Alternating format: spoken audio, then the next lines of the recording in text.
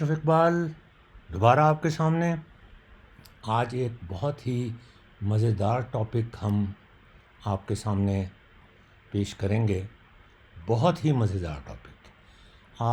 आपको एहसास नहीं कि मैंने कितना एंजॉय किया इसको समझने में और इसको एप्रिशिएट करने में, और मैं कितना एक्साइट हुआ।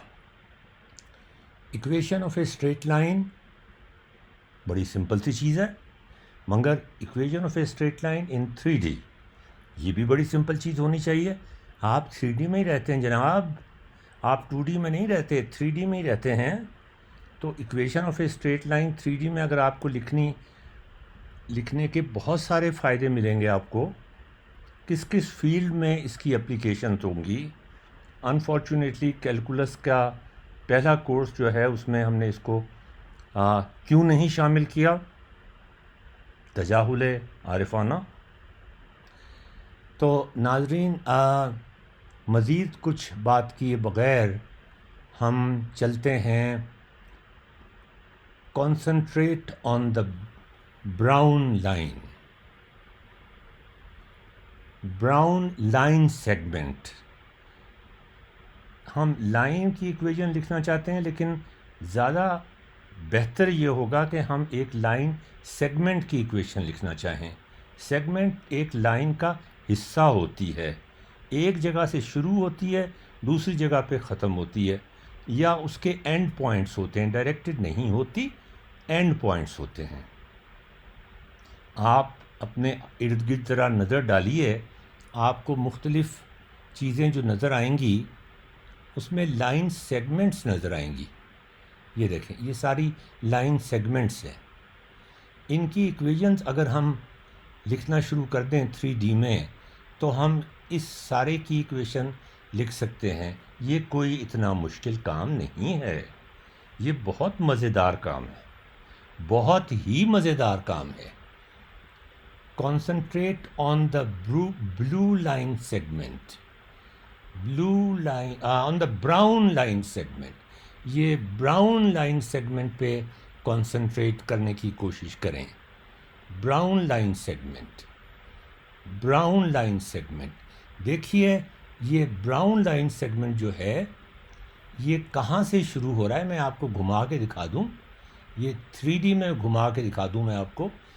आपका जो रेड एक्सिस है ये आपका एक्स एक्सिस है, ये जो आपका ग्रीन एक्सिस है ये आपका वाई एक्सिस है, और ये जो आपका ब्लू एक्सिस है ये आपका जेड एक्सिस है। और ये लाइन आप देखें ये 3D में है। आप जिस तरह से मर्ज़ी इसको देख लें, जिस तरफ मर्ज़ी से इसको देख लें, ये 3D में इसका एक स्टार्टिंग पॉइंट है और एक एंडिंग पॉइंट है। आप इसको स्टार्टिंग पॉइंट कहना चाहें कोई बात नहीं, आप इसको एंडिंग पॉइंट कहना चाहें कोई बात नहीं। ये डायरेक्टेड लाइन नहीं है, हम सिर्फ इस सेगमेंट की, इस लाइन सेगमेंट की, इस ब्राउन लाइन सेगमेंट की इक्वेशन लिखना चाहते हैं। तो नाजरीन, concentrate on the brown line segment. और आपको ये चीज़ तो पता ही होगी कि एक ब्राउन लाइन सेगमेंट, कोई भी लाइन सेगमेंट 3D में, उसका एक एक्स कंपोनेंट भी होगा, उसका एक वाई कंपोनेंट भी होगा, उसका एक जी कंपोनेंट भी होगा ना।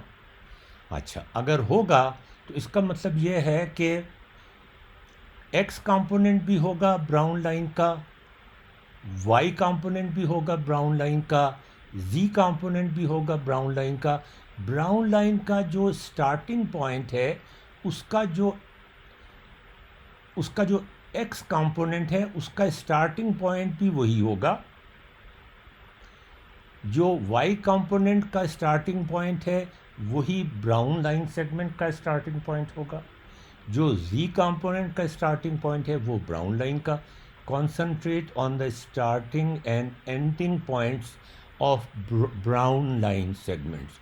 अब हम आपको ज़रा दिखाते हैं, पहले एक्स कंपोनेंट दिखा देते हैं।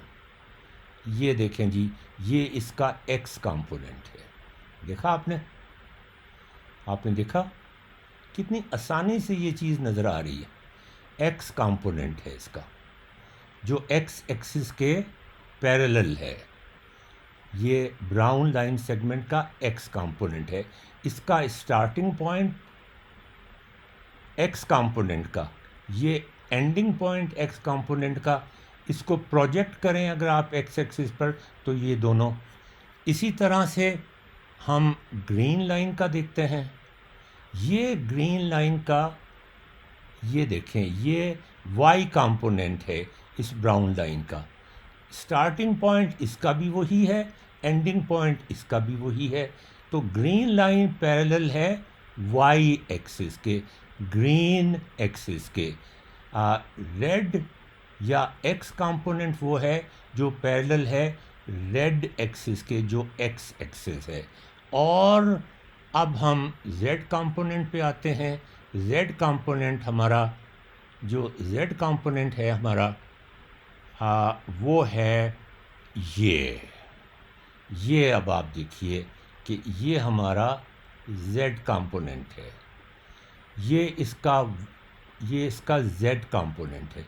घुमा के दिखा दें आपको, देखें कितना ऊंचा है ये।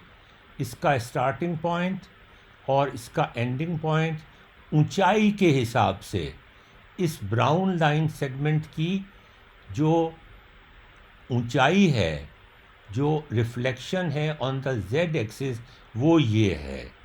समझ आई आपको? ये तो बड़ी सिंपल सी बात है ना जी, इसमें तो इतना परेशान होने की बात नहीं है। मतलब क्या हुआ कि equation of the brown line segment अगर हम निकालना चाहते हैं, तो उसको निकालने के लिए हमें ब्राउन लाइन सेगमेंट की इक्वेशन निकालना चाहते हैं, तो उसके लिए हमें ब्लू लाइन की इक्वेशन निकालनी पड़ेगी, ग्रीन लाइन की इक्वेशन निकालनी पड़ेगी और रेड लाइन की इक्वेशन निकालनी पड़ेगी। ये हमारे पास आ गई तो हमें ब्राउन लाइन की इक्वेशन पता चल जाएगी। कितनी आसानी से हमने एक मसला हल कर दिया।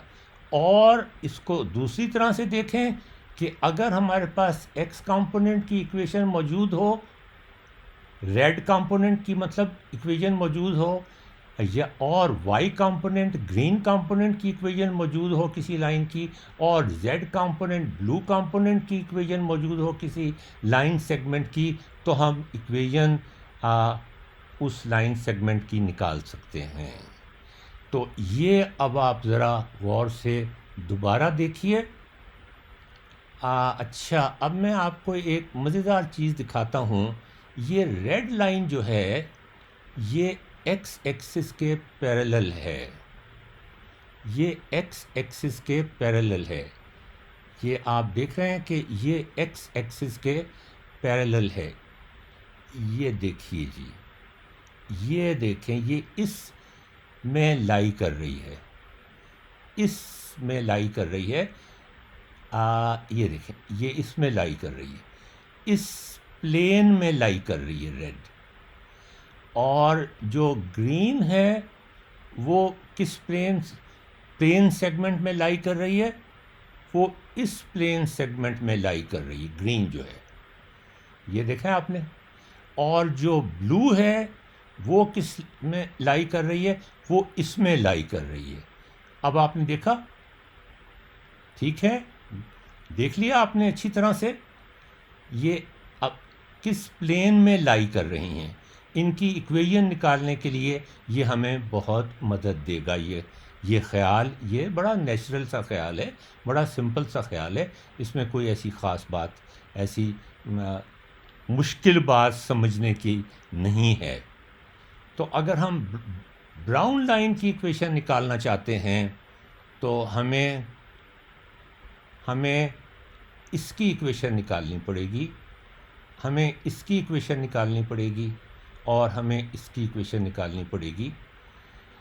और अगर हमें ब्लू लाइन की इक्वेशन पता है, मतलब जेड एक्सिस पे इक्वेशन पता है, और ग्रीन लाइन पे इक्वेशन पता है, और रेड लाइन पे इक्वेशन पता है, तो फिर हम ब्राउन लाइन की इक्वेशन निकाल सकते हैं। तो ब्राउन लाइन की इक्वेशन पता हो तो हम ये तीनों कंपोनेंट्स निकाल सकते हैं, ब्लू, ग्रीन और रेड। और अगर ये तीन कंपोनेंट्स पता हों तो हम ब्राउन लाइन निकाल सकते हैं। ये दोनों तरफ चलता है। अब आप देखें, मैं ज़रा इसको वेरी करता हूँ। ये जब कम होती है लाइन तो वो एक्स वाई जी कंपोनेंट्स कैसे कम ज़्यादा होते हैं। इसको मैं चला दूँ और आहिस्ता आहिस्ता, बहुत तेज़ चल पड़ता है यार ये। मैं इसको फिर खुद ही घुमा के दिखूँगा। इसको मैं अगर कर दूँ एनिमेशन ऑन, ये देखें एनिमेशन ऑन, तो ये अब आप देखें कि ये कैसे, अच्छा ये ब्राउन लाइन जो है वो कम ज़्यादा हो रही है। तो ये देखें आप,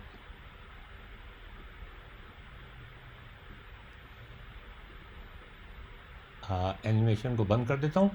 तो ये आप देखें किस तरह से ये स्टार्टिंग पॉइंट तो वही रहता है, लेकिन जो एंडिंग पॉइंट है वो ऊपर नीचे मूव करता चला जाता है। रेड लाइन का भी देखें, ये इसका रेड लाइन का ये देखें रेड लाइन का ये पॉइंट और ये पॉइंट बिल्कुल साथ हैं। ग्रीन लाइन का ये पॉइंट और ये पॉइंट ये साथ हैं। इसी तरह जो वर्टिकल एक्सिस है उस पर भी ये जो इसकी हाइट है वो यहाँ पे नज़र आ रही है। जो इसकी वाई कंपोनेंट है वो आपको यहाँ ग्रीन में नज़र आ रहा है। जो इसका एक्स कंपोनेंट है वो आपको यहाँ से नज़र आ रहा है। मैं इसका ज़रा थोड़ा सा वो व्यू लार्ज ही है वैसे, ठीक है, ऑल राइट, ओके, ठीक है। So we can see how this moves. ये देखें आप, इसको अगर हम बिल्कुल यहाँ पे रख के देखें एक्स कंपोनेंट कैसे मूव करता है और वाई कंपोनेंट कैसे मूव करता है। एक्स कंपोनेंट कैसे मूव करता है, वाई कंपोनेंट कैसे करता है। अब मैं आपको जी कंपोनेंट भी दिखा देता हूँ, इसको इस तरह से करके। ये देखें, ये भी किस तरह से मूव करते हैं। ये देखें, इसकी ऊंचाई, इस पॉइंट की ऊंचाई यहाँ से ज़ाहिर होती है। सवाल ये है कि ब्लू लाइन की इक्वेशन जब हम लिखेंगे, जो इसका z कंपोनेंट है, और जब ग्रीन लाइन की इक्वेशन लिखेंगे जो y कंपोनेंट है, और जो रेड लाइन की इक्वेशन लिखेंगे जो x कंपोनेंट है, तो वो किसके रिस्पेक्ट से लिखेंगे हम, दैट इज़ द क्वेश्चन।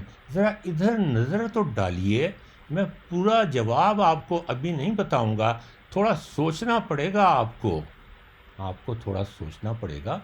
सोचने में जितना मज़ा आता है आप उसका अंदाज़ा नहीं कर सकते। ये देखें, ये भी सोच रही हैं, आप भी इसके बारे में सोचिए, और आपको खुद से डिस्कवर करके जितना मज़ा आएगा उतना मेरे बताने में मज़ा नहीं आएगा।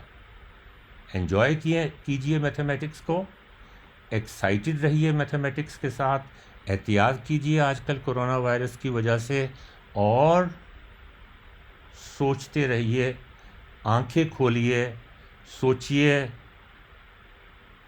जब तक आप, जैसे डेस्कार्टिस ने कहा था, I think therefore I am. मुझे इजाज़त दीजिए, अशरफ इकबाल।